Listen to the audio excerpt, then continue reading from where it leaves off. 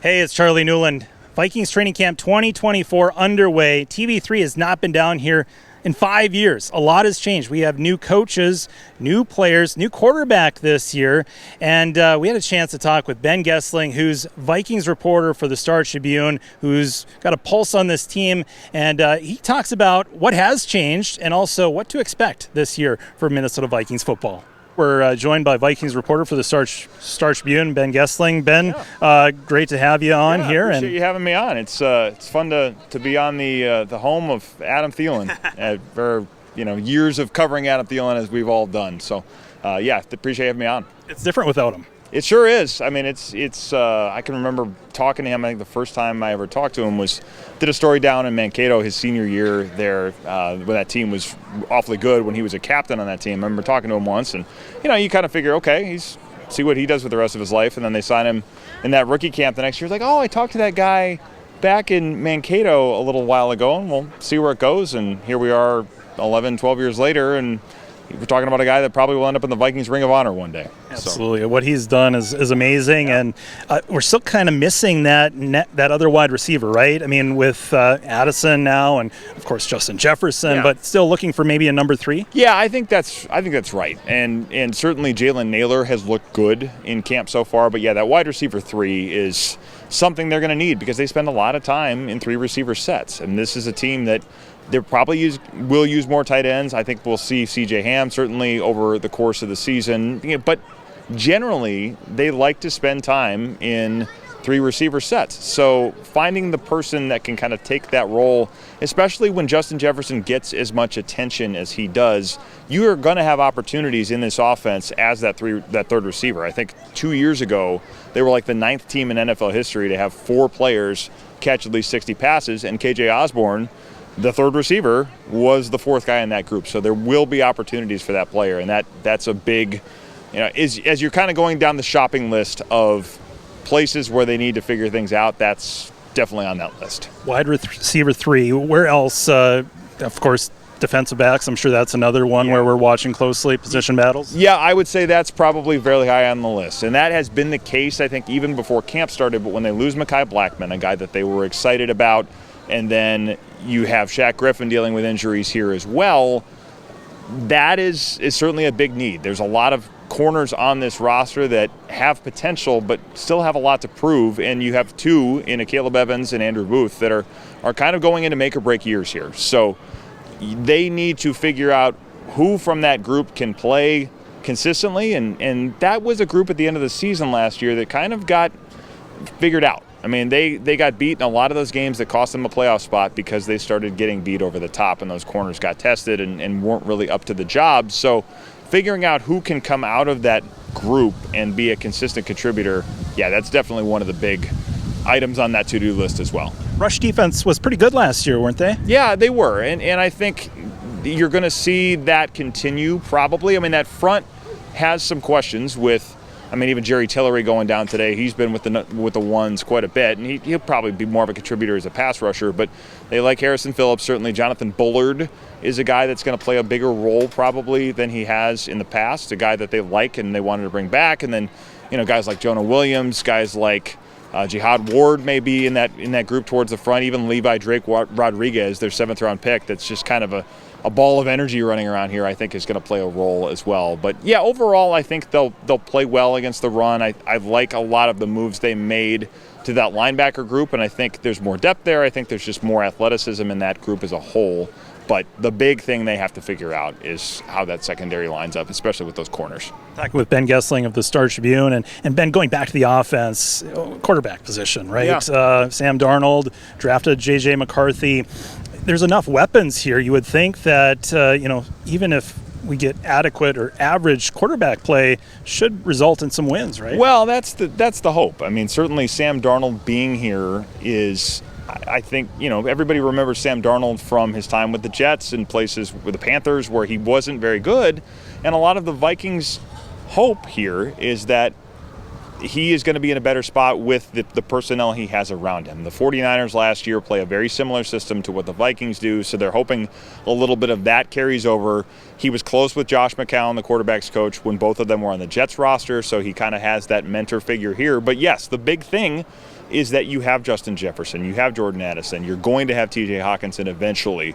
They have the offensive line that should do a fairly decent job protecting him, at least with the tackles, and then probably some things to figure out in the middle. But this should be about as quarterback-friendly a place to be as you can find. In fact, J.J. McCarthy talked about this in the draft. He said all of those 6 quarterbacks all wanted to be here. To a guy, he said, the place because you go on to pro days and they all start to get to know each other and they all talk a lot. He said the consensus of the group was the best spot for them to be is Minnesota. And certainly that applies to a rookie, but I think in Sam Darnold's case, that probably some of those same reasons you would say that about a rookie, you could say about about Sam Darnold as well. Running back Aaron Jones coming over from Green Bay. What have you seen from him? That's another quarterback-friendly component of this offense. I mean, he is a guy that I think when the Packers had him, when he got healthy towards the end of the season, that looked like a different team. I don't think that team goes to the playoffs and makes the run. I guess they beat the Cowboys pretty badly in AT&T Stadium. I don't think that happens without Aaron Jones because he still has a lot of juice, I think, and we've seen it out here in camp. The speed is still there. The ability to be a quarterback-friendly weapon, I think, is still going to be a big piece of this. He certainly has been that for a long time in Green Bay. He's good at finishing runs in the red zone. He's been a guy that in small areas around the goal line has shown over the years he knows how to find the end zone and score. And they have had trouble over the last couple of years running the ball in the red zone. Some of that is on the running back, some of it's not. But I also think a guy that has shown he can finish probably helps here as well. So they're excited about him, and I think the question in Green Bay was age, obviously. That's part of the reason the Packers get rid of him, and then just health. Can he stay healthy over the course of a season? Is he going to be a guy that you can lean on? I don't think they're going to ask him to carry the ball 220 times, but I think overall they feel like if they can keep him healthy, he's going to be a big component of this offense. They certainly want to run the ball and lean on that backfield more than they have in the past, and when you have new quarterbacks, that makes a lot of sense. Last couple here for you. Coaching-wise, it's been 5 years since I've been down here, but it was Mike Zimmer that ran practice. Kevin O'Connell, how does he run practice? Do you notice any differences between practices between Zim and O'Connell? Yeah, a few. I think the big thing I would say for those who have not been here, maybe if you haven't been down to camp, the thing that you will see with a Kevin O'Connell practice is it's overall less time, probably an 11-on-11, just less team time overall. He talks a lot, and this is true in the offseason, but probably the first part of training camp as well, this idea of, he calls it class on the grass. There's a lot of time spent on instruction. It's not probably as many plays, not quite as many reps overall, but there's a lot of time with individualized coaching and a lot of time saying, hey, we want you to work on this part of your technique. So there's more feedback, probably more space built in for that than I think you would see with a Mike Zimmer practice. And just in general, he is very cognizant of wanting practices structured in a way that guys are fresh and healthy coming into the season. And in fact, he talked the other day about how this is one of the more physical camps they've had because he wants this team probably to be molded that way a little more. I think offensively they're going to be trending a little more that direction, so he's trying to kind of get a camp structured to do that. But even then, it's, I think, the sheer number of reps, the sheer number of days you're in pads and how hard you go on those days probably does not compare to what it used to be. And some of that's rules, some of that's just sports science kind of shifting things in that direction in general. It's not just Kevin O'Connell, but to say this has been one of his more physical camps is probably it wasn't as high a bar to clear, perhaps, but they're trying to emphasize different things. And I think, they would look at 2 years ago and say, hey, we made it through most of that season without any injuries in a 17-game year. You have to plan for that now. I mean, you have more games that matter where you need guys healthy and fresh and ready to perform. So a lot of that goes into the thinking, I think, of how they structure all of this. Seems a bit like national media is not giving the Vikings, much of a chance, I guess, in the division. I mean, you look at the rest of the division, it is strong. Tough schedule this year.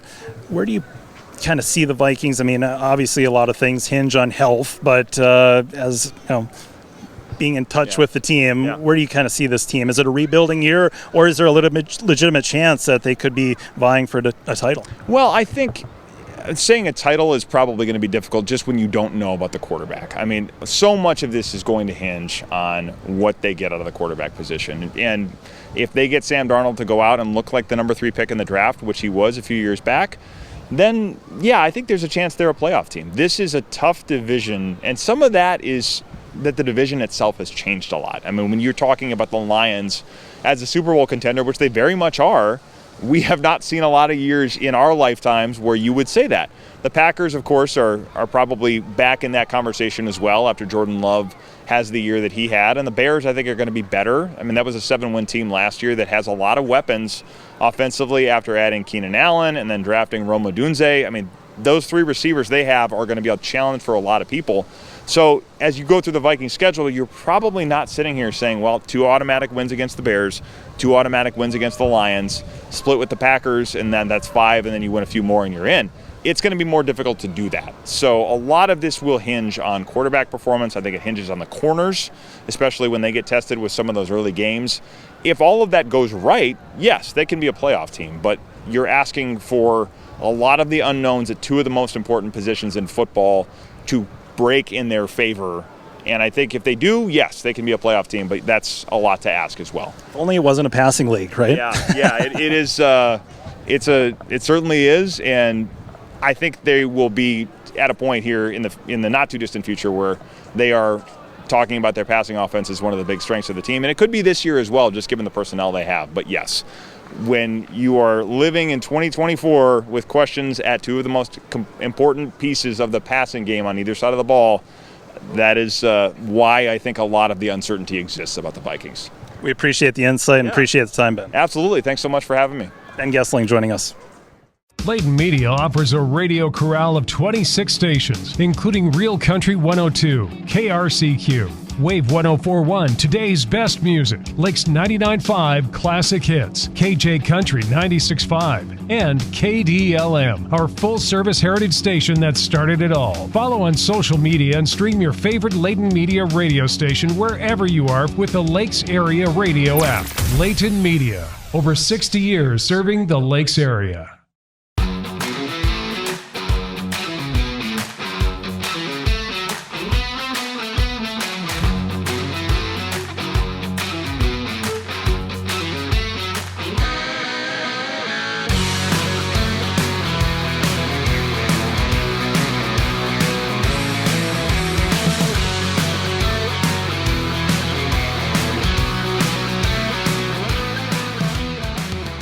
I also had a chance to hear press conferences from Brian Flores, who's the defensive coordinator for the Vikings, and also the new quarterback that was brought in, Sam Darnold.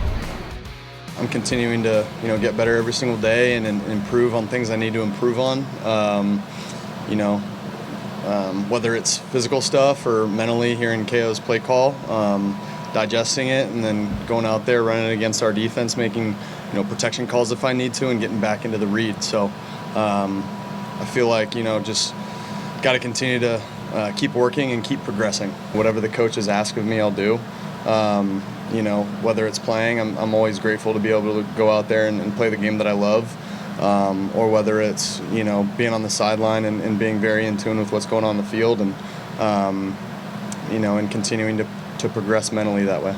For us, I think understanding, okay, this is what they might do for Justin, but at the end of the day, like certain defenses, most of them, they do what they do, and they're going to stay with their base stuff, especially first and second down. Third down, they might have a different game plan that week, but I think as an offense, we have all the tools to be able to make adjustments on the sideline if we need to, but that's the beauty of this offense is if every single play has an answer versus every single defense, it seems like, and that's been the joy about playing in this offense so far. And then coming out here every single day and seeing how they treat Justin, whether it's a safety over the top or even the safety, acting like he's going to be over the top and then coming down into coverage. It's definitely a good look for what we're going to get throughout the season. And again, like I said in the beginning, just kind of continuing to progress and learn from all those different coverages we may get. I think the guys are working extremely hard. We guys are improving every day, building relationships and camaraderie. We got 2 guys right here trying to. You guys want to come on up and say hello? No, good. Harrison Phillips, John Bullard.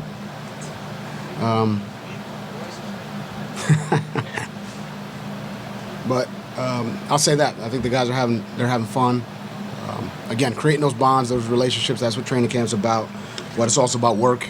I think they're working. I think they're improving. And, look, it's day 9, so everybody's a little bit tired, a little weary, and that's part of it. You got to push through, and today will be a good test for that. So looking forward to it. And I think you got to reinvent yourself every year.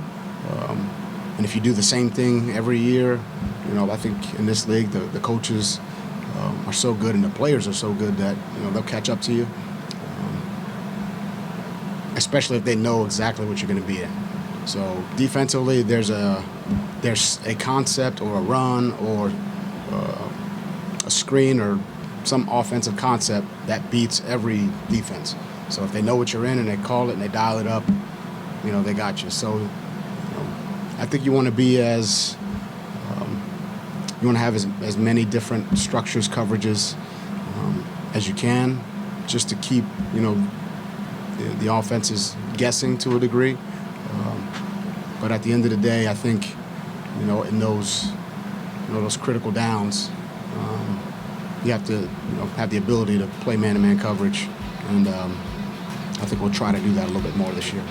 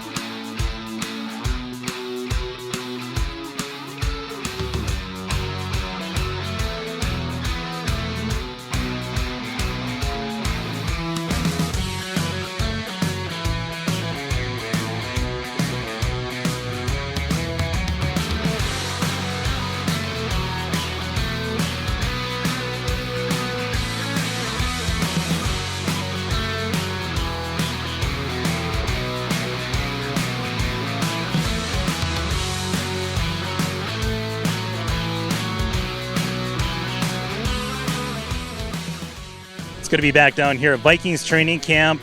Looking forward to the new season. We'll hope for the best. Optimistic that the Vikings can make some noise in the NFC North, which, again, as Ben was talking about, is revamped, and it's going to be a tough division. Thanks again for joining us, and we'll look forward to hopefully a lot of wins for Minnesota Vikings this year. I'm Charlie Newland signing off here from Vikings training camp. We'll talk again soon.